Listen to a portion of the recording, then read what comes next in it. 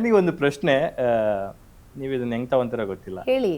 ನಿಮಗೂ ಸುದೀಪ್ ಸರ್ಗೂ ಏನಾಗಿದೆ ಅಂತ. ಏನಕ್ಕೆ ಅಂತಂದ್ರೆ ರೀಸೆಂಟ್ ಆಗಿ ಬಂಡೆ ಮಹಾಕಾಳಮ್ಮ ಟೆಂಪಲ್ ಅಲ್ಲಿ ಹಲ್ಕಾ ಡಾನ್ ಸಿನಿಮಾದ ಒಂದು ಮುಹೂರ್ತ ಆಗುತ್ತೆ. ಆ, ನೀವು ಅಲ್ಲಿ ಗೆಸ್ಟ್ ಆಗಿ ಹೋಗಿರ್ತೀರಾ, ಸುದೀಪ್ ಸರ್ ಬಂದಿರ್ತಾರೆ, ಅಕ್ಕಪಕ್ಕದಲ್ಲೇ ಇರ್ತೀರಾ, ಒಟ್ಟಿಗೆ ಕೆಲಸ ಮಾಡಿದ್ದೀರಾ.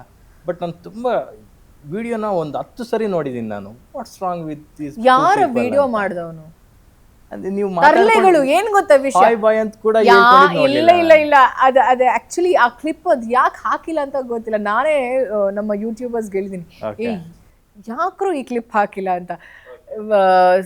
ಶಿವಣ್ಣ ಮತ್ತೆ ಗೀತಕ್ಕ ಇಬ್ರು ಮುಂದೆ ಬರ್ತಾರೆ, ಅವ್ರ ಹಿಂದೆ ಸುದೀಪ್ ಸರ್ ಇರ್ತಾರೆ. ಹಿ ಸೆಡ್ ಹಾಯ್, ನಾನು ಹಾಯ್ ಅಂತ ಹೇಳಿ ತಪ್ಕೊಂಡು I gave a hug to him. He said what's happening, where are you have lost, ಹಾಗೆಲ್ಲ ಹೇಳಿ ಮಾತಾಡಿದ್ದೀವಿ. ನಾವು ಮಾತಾಡ್ತೀವಿ. ಆ ಬ್ರೇಕ್ಫಾಸ್ಟ್ ಹಾಲ್ ಏನಿದೆ ಅಲ್ವಾ, ಅಲ್ಲಿ ಒಂದು ಡೈನಿಂಗ್ ಹಾಲ್ ಅದು, ಅಲ್ಲಿಂದ ನಾವು ಅವರು ಈ ಕಡೆ ನಮ್ಮ ಕಾರ್ಯಕ್ರಮಕ್ಕೆ ಬರ್ತಿರ್ಬೇಕಾದ್ರೆ, ಗರ್ಭಗುಡಿ ಒಳಗಡೆ ಬರ್ತಿರ್ಬೇಕಾದ್ರೆ, that's where I met Sudeep sir. And who said ನನಗೂ ಅವ್ರಿಗೂ ಮನಸ್ತಾಪ. ಈಗಲೂ ಕೂಡ I watch his show Big boss.